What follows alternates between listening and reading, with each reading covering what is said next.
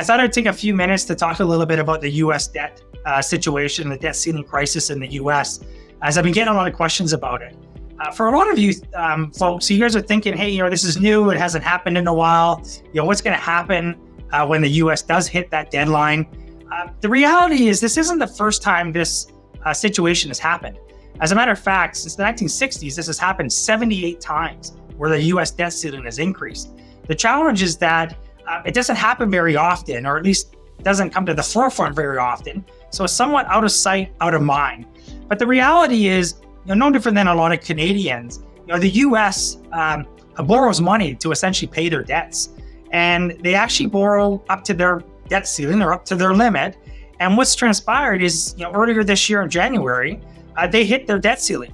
And the U.S. Treasury has the ability to take extraordinary measures, kind of do that turtle or shell game where they can move things around to continue to pay their debt, to continue to pay their benefits and so on.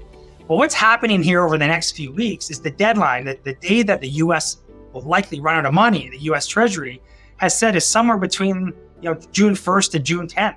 So what that means is the U.S. can no longer borrow money to pay for all their requirements. So what's going to happen is if they don't get a new deal in place or the debt ceiling increase, the U.S. will default, which has never happened in their history. The drawbacks to that is that if they do default, their lending rates are going to go up. They're going to be downgraded. There's risk to benefits for Americans, Social Security and so on.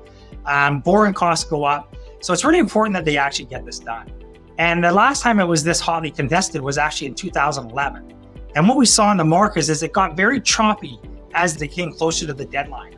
And it was 2 days before that deadline that the Republicans, Democrats came together and approved it. So I'm confident. I think they'll get something done. I think there's too much at risk for the U.S. But that being said, until we get to that point, I think we need to be mindful of how it's going to affect the markets, both in the U.S. and in Canada. But in the long run, once they actually bump this debt ceiling up, I think we'll be in pretty good shape. And like I said, we'll be onwards and upwards. And I believe that the markets will react favorably. If you have questions or comments, please feel free to make a comment. All the best, and we'll talk soon.